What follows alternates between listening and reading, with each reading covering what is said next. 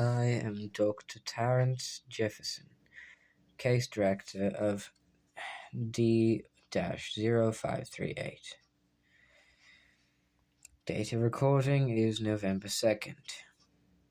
This was an interview with the entity known as King Damocles, the deranged man who seemingly is a walking corpse.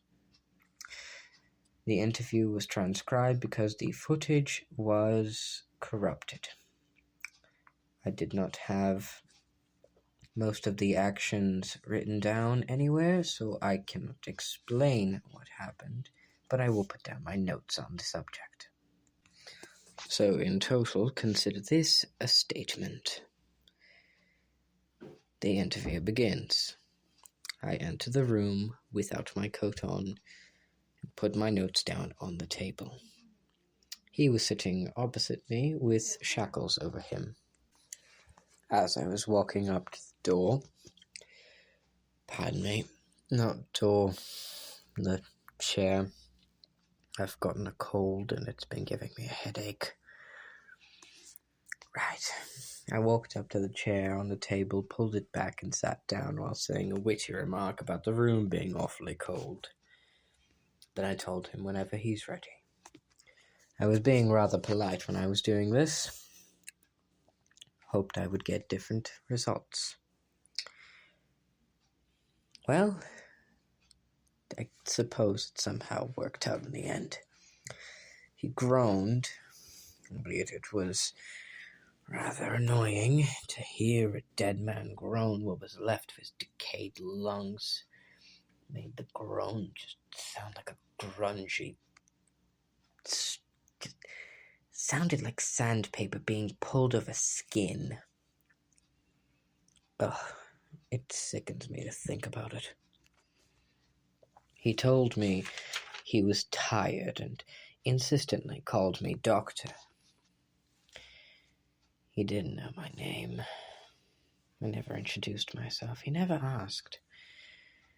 Anyway, I apologized that the interview was put up this late and told him why it was happening because of his encounter with D-0563, also known as the Consort of Damocles, an entity which will not be discussed further in this recording. We do not have the time, simply. As I said, that designation that we have for D-0563, he got mad and moved from his chair even just slightly, but the shackles kept him down. He said the name of his consort was Vera. I was about to apologize when he cut me off and began ranting that us scholars put tags on them as if they were just animals that didn't have names. Said it was bloody frustrating. Of course, I wanted to de-escalate the situation by saying, I understand your rage and your frustration, but no. He looked at me with his one glowing, pulsing eye. I'll never forget how cold it made me feel. My body was shivering, my hairs were standing up. I combed my hands through my beard as he talked to me. I don't exactly recall what he was saying. I wasn't writing it down at the time, which was stupid. I should have been writing it down, knowing the footage could corrupt. After all, it was him, the person who managed to escape thrice now. Every time his consort would visit him. Off topic. He said I don't understand his anger. Paraphrasing. I believe he said I was poking and prodding at him, as if I didn't understand what he was. Just using him as a way to answer my questions. Then he said, I don't actually remember the exact words, but he made a promise said a royal promise, Doctor. I cleared my throat, and I asked him my first question.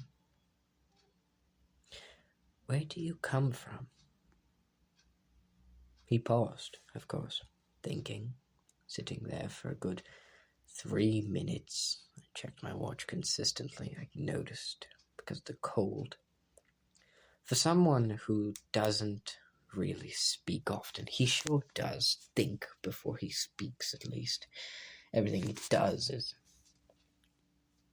calculated, it feels. Anyway, his answer was misleading, to say the least. It was rather frustrating. He said he doesn't remember the exact location. Pardon. My throat. I feel sick after that encounter. He said he didn't remember the exact place, but he remembered it was cold. There were dark pine trees all over, and he could always hear the howls of beasts and men, I believe.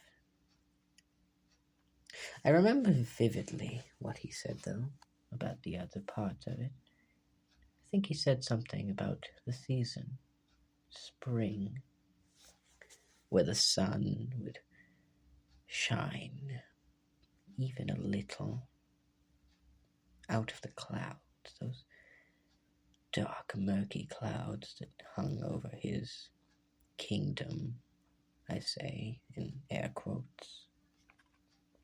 We don't actually know if he was a king. He could be fake royalty, but so far he has jewelry that dates back far beyond what normal kingdoms should.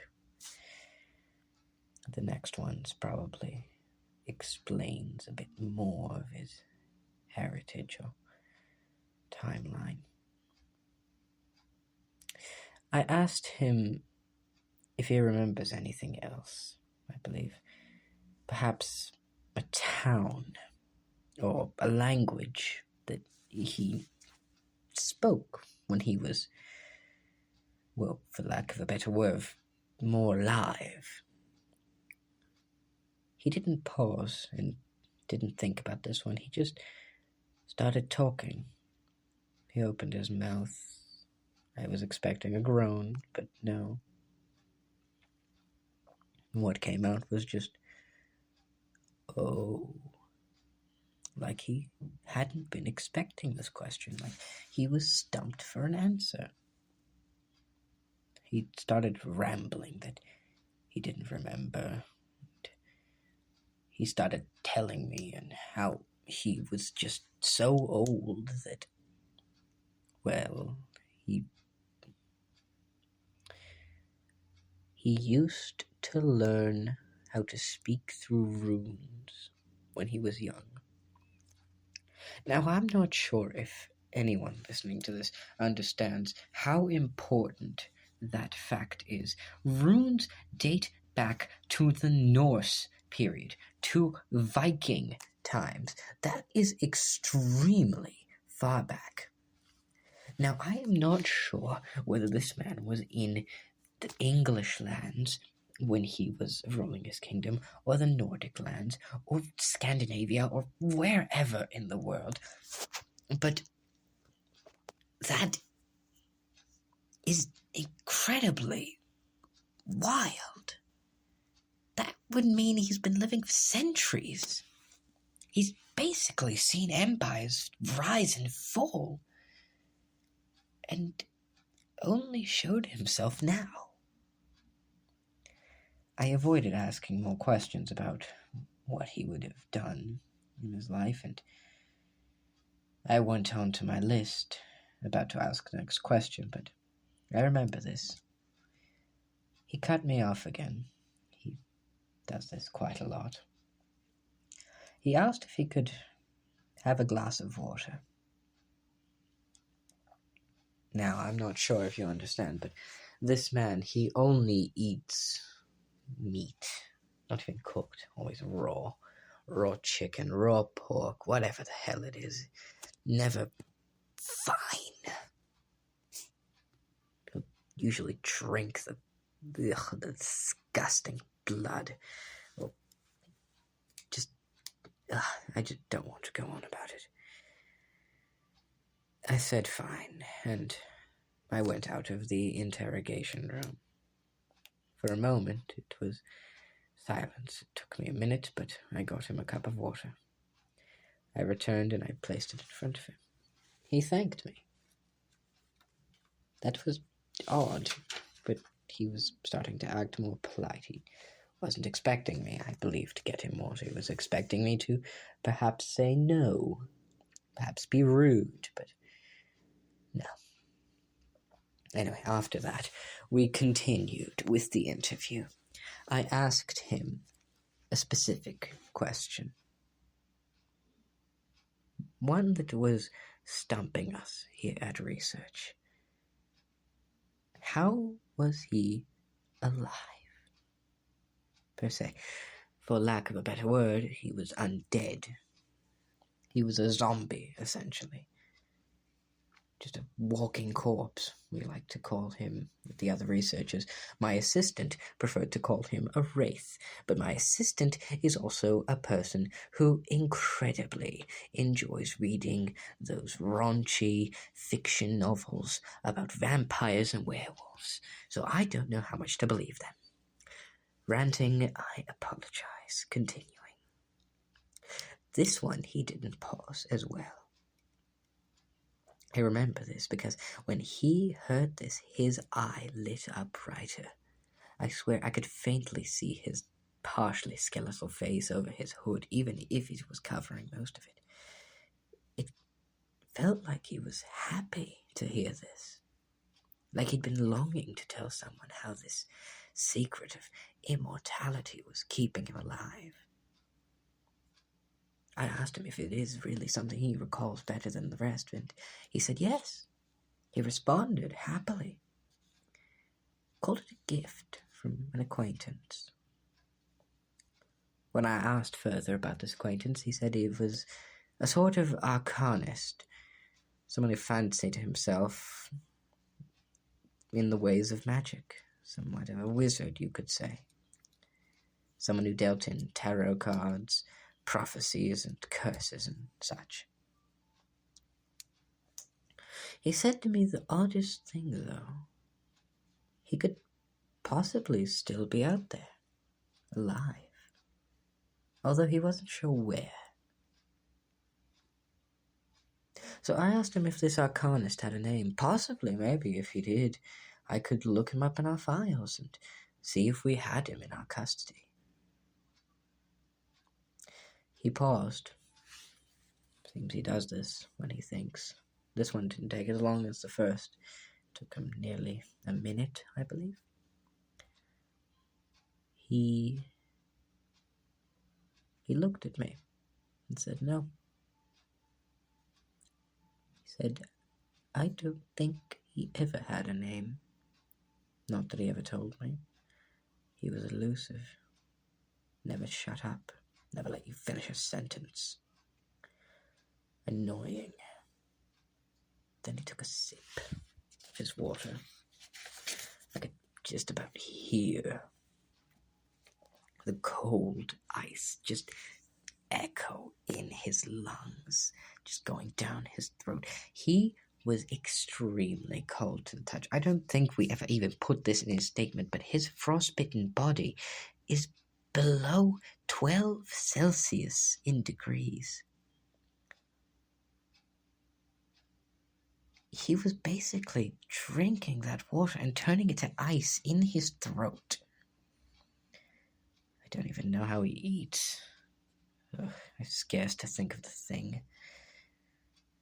Violently chewing. After his rant about the arcanist, I asked him how he prolonged his life.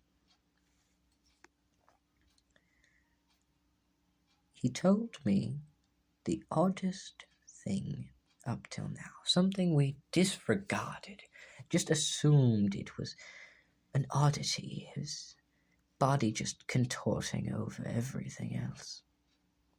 He said the jewelry he wore was the way the Arcanist saved him from death. He said this blood-red ruby ring that he wore on his ring finger, on his left hand, was the thing that was keeping him alive.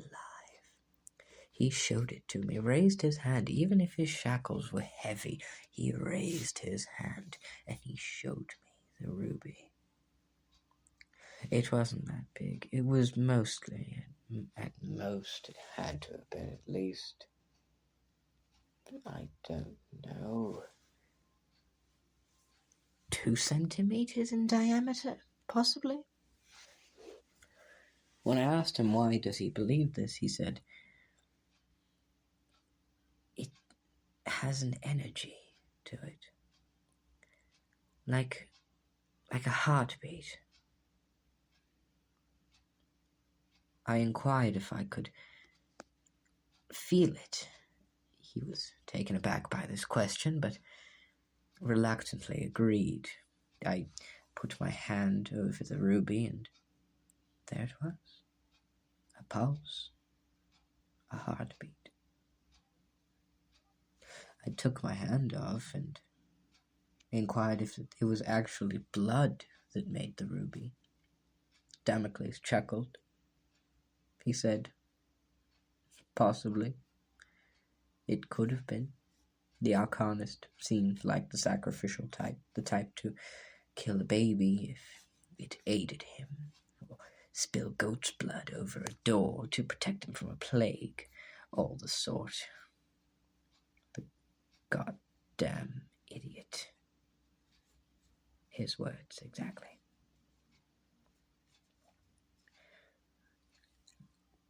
He seemed like the sacrificial type in Damocles' eyes, apparently. I excused myself to put on my coat. It was getting extremely cold in the room. I don't know why, but he doesn't only unnerve you when he's near you, but he also just makes you feel cold. Cools down the room incredibly. Wherever he is. Always.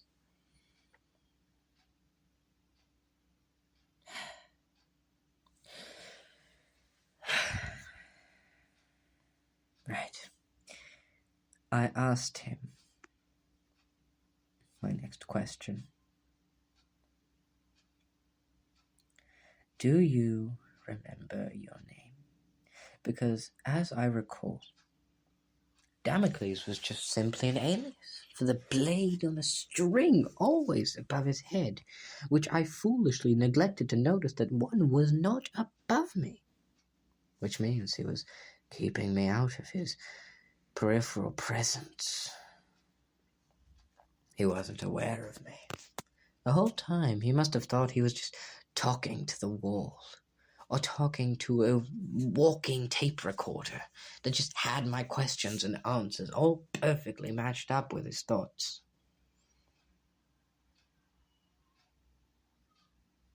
He didn't pause for this one either. He said it felt right. Like he needed that name.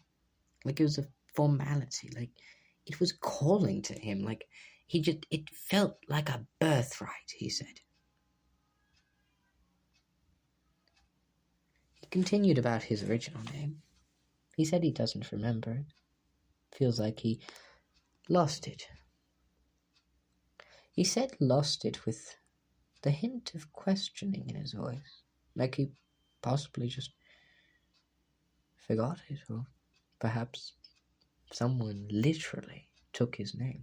I have seen many oddities in the dark, but name-taking is certainly not on my list of things I don't expect. I mean, I've seen giant anomalies, amalgamations. I've seen crazy things that would make anyone go mad, any skeptic turn into a believer, but this was odd. Just lost a name? He paused. I thought he was going to say something else, but he sipped his water again. There it was again, that grating ice noise, like like nails on a chalkboard. I told him from now on we would only use Damocles as his true name in the records of him. He was pleased of this, said thank you again. I thought I could see the faintest thing of a smile forming on his face, but his bottom jaw was mostly skeletal. How could I assume it? I told him there was only a few more questions left, and he could go back to his cell. Right as I was about to say my next question, he cut me off. One more damn time. He then said to me, "May I ask you a question, Doctor?" Fully raised his head and glared at me. No longer did his eye glow bright with even the slightest bit of interest. It was glowing with malice. I tried to keep cool. I tried to look professional. Not nervous in the slightest, albeit my heart started beating at the very moment because I knew what he was capable of. He said to me, it was a simple query. Is he a monster for killing so many? Then he said, answer carefully. Phrased it as a threat. I soon found out what he meant.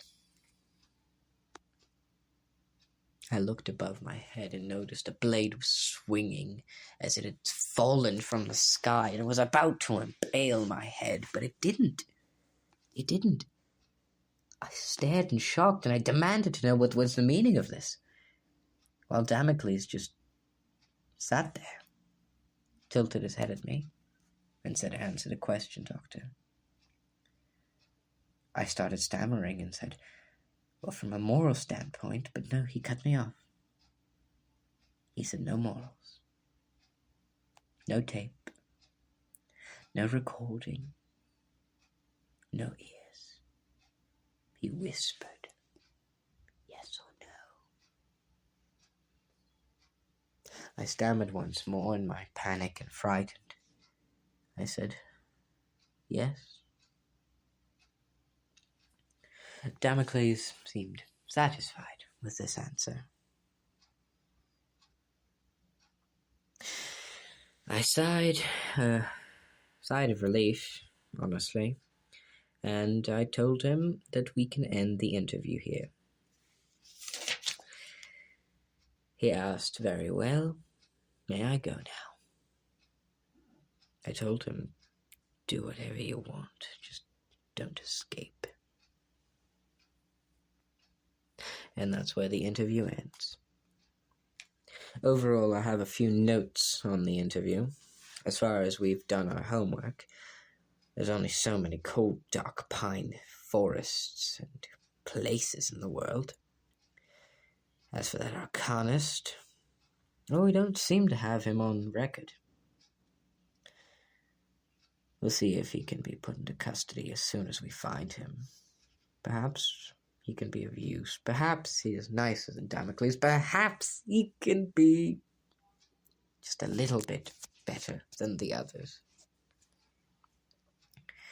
I've sent some special operatives to go and search for him in the native places where we assume Damocles is from, or we assume the Arcanist is from, shaman villages, places that extremely believe in tarot cards and prophecies, and the sort.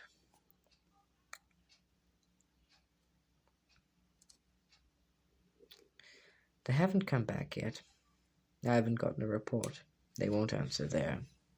radios. They won't answer their calls. They won't answer even a text from their fellow soldiers. I'm starting to grow concerned, but I'm sure they're fine. D.A.R.C refuses to follow up more on this. He refuses more interviews. He doesn't want to talk to anyone. He says he'll tell us more next when Vera visits. Vera being the consort. Last time she visited, he escaped and mutilated 3 guards. My assistant, Jacob Thomas, suggests that perhaps she was linked to his locations. His locations being the Arcanist.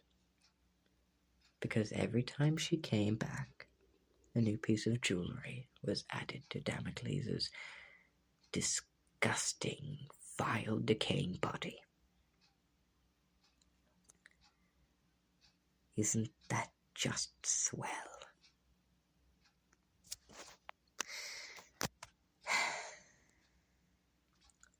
Recording ends. End of log. Interview of Damocles D-0538. Recording Dr. Terrance Jefferson, November 2nd.